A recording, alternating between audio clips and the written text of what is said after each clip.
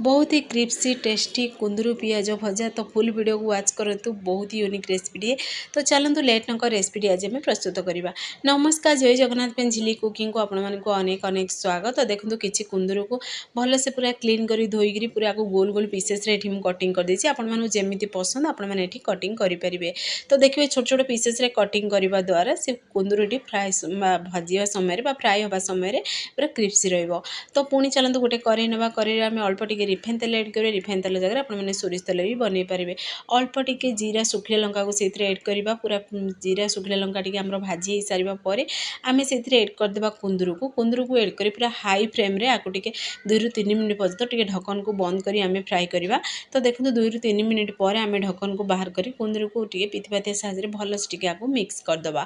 तो देखो कुंदरू पूरा हल्का पूरा सीझी भी गलानी। हल्का सीझी सारा पर आम से एड करवा पियाज को। ये बड़ साइज रो 2टी पियाज को टिके बड़ बड़ पीसेस रे मुझे कटिंग कर लंबा लंबा पीसेस रे।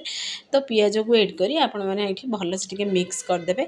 तो आपण मैंने चाहिए अदा रसुण पेस्ट भी एड करेंगे, अदा रसुण टे छेचिक भी एड करेंगे ना, तार फ्लेवर भी बहुत बढ़िया आसो।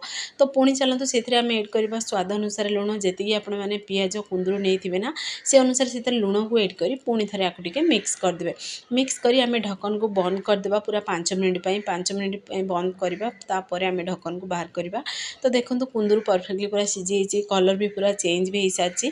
तो यही समय गैस आंच को पूरा लो टू मीडियम फ्लेम रखी ये सब प्रोसेस प्रस्तुत करेंगे।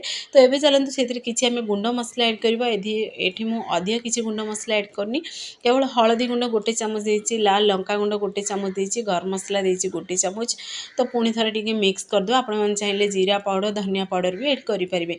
जेहेतु ये आम मसला एड कले देखो कलर भी चेंज हो सारा। पुणी थे ढक्कन को 2 ରୁ 3 मिनट पर्यंत टे बंद करदे। 2 ରୁ 3 मिनट पर आम कभर को खोलिबा। देखो पूरा टेस्टी कुंदरू भजा आम रेसिपी प्रस्तुत भी हो सारा। कुंदरू भी पूरा क्रिस्पी बनिगला। ये आम खोलारे टिके आ 5 मिनट पर्यंत टिके आम ढक्कन को खोला करके फ्राए करवा, जमीक क्रिस्पी बनिबो कुंदरू पियाज। तो देखो फाइनाली आमर कुंदरू आलू भजा रेसिपी प्रस्तुत हो सारा, कुंदरू पियाज भजा रेसिपी। तो आपण मैंने घरे आपको निश्चय ट्राए करूँ। तो देखो आप गोटे प्लेट को भी बाहर कर देखी दूसरी। जदि आपण मानक वीडियो पसंद आसो ताहले सांग मानक शेयर करूँ, लाइक करूँ।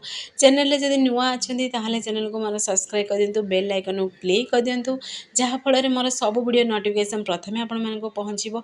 मुझे इजी इजी वीडियो नहीं आसबि, आपण मैंने देखिए घर निश्चय ट्राए करूँ। फेसबुक पेज देखुं ताहले फेसबुक पेज मोर फॉलो करूँ। से पर्यंत रोचे पुणी एक नया रेसिपी नहीं आसबि। नमस्कार, जय जगन्नाथ।